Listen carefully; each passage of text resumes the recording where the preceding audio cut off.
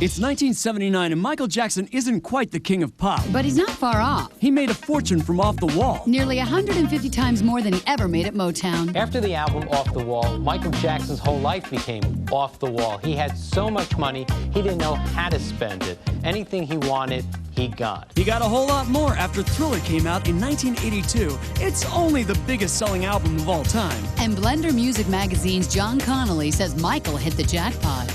I believe that Michael Jackson's winning lottery ticket was Thriller. Thriller was at the right time. It was a great album. It was just the right time for everything. The album went on to sell upwards of 47 million worldwide. 26 million copies in the U.S. alone. 7 hit singles. And don't forget the 8 Grammys. Let's have a professional breakdown how much Michael earned from Thriller. So Michael, I believe, was getting about $1.70 per CD that sold. From that, it took about 30 cents, which he had to pay to his manager. So now he was left with $1.40. Times 440 million, that comes to a lot of money. It's an utter cash cow.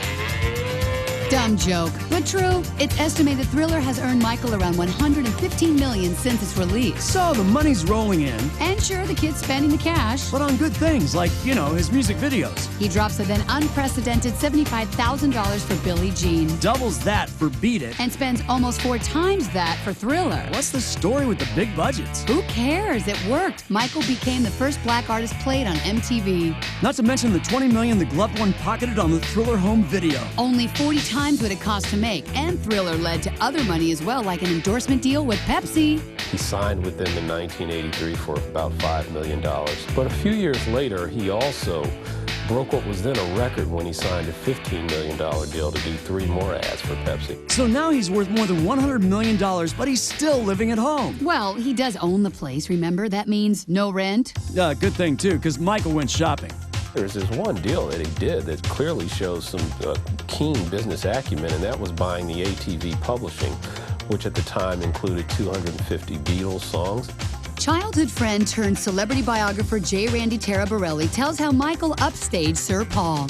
It was Paul McCartney's idea that Michael become involved in publishing. Michael Jackson ended up paying $47.5 million for ATV, and he bought it right out of Paul McCartney's nose. Now it's right here when things start to get freaky. Like in 1986 when Michael introduced the world to his pal Bubbles.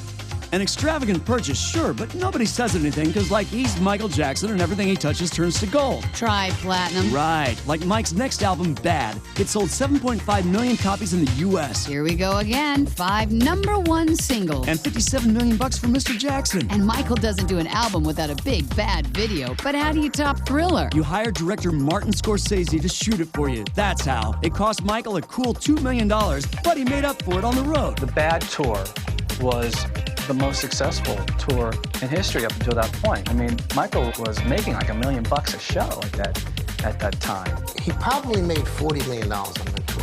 Not a bad chunk of change. Yeah, but there were some expenses. His Jim Bubbles would travel with him. He would have his own hotel room or hotel suite, wherever they traveled. There were times when he'd finish his tour that he would have a bus, a helicopter, and an airplane all on standby, which he's paying thousands of dollars an hour for, so he could decide what mode of transportation he wanted. A luxury that very few, even megastars, can afford. When you're making that much money, you can buy just about anything you want. Michael was even willing to drop $1 million for the bones of the Elephant Man. But his offer was turned down. Well, you can't have everything. But you can try. Michael Jackson just couldn't live in a home in Beverly Hills. I mean, Michael's whole thing, he actually said this many times to his lawyer, I have to live in a house that looks like the house Michael Jackson lived in. Michael bought 2,700 acres in California's Santa Ynez Valley. Built his dream home. And appropriately dubbed it Neverland. And they found Neverland, which was in the middle of nowhere, this huge, giant, sprawling ranch, miles and miles and miles and miles of territory. And he ended up paying about $17 million.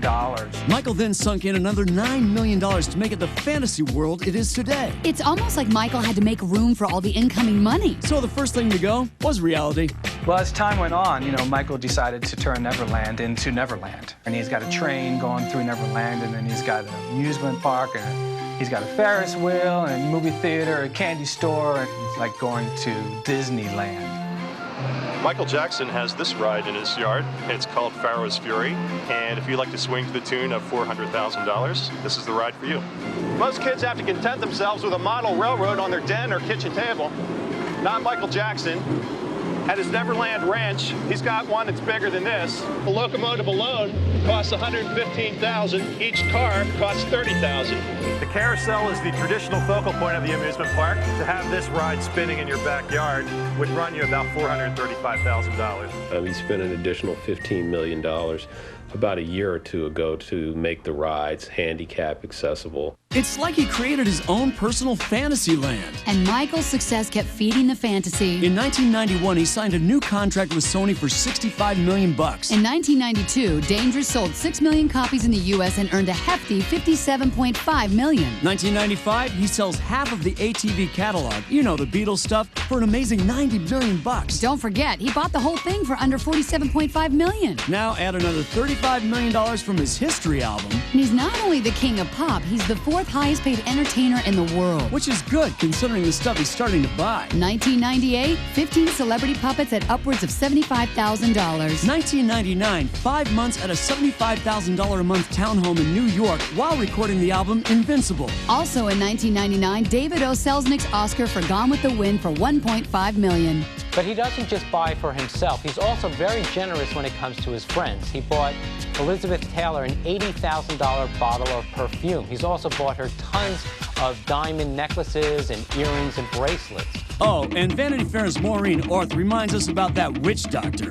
Well, I'd say $350,000 for all the different voodoo sacrifices and rituals that he participated in. There were 3 of them.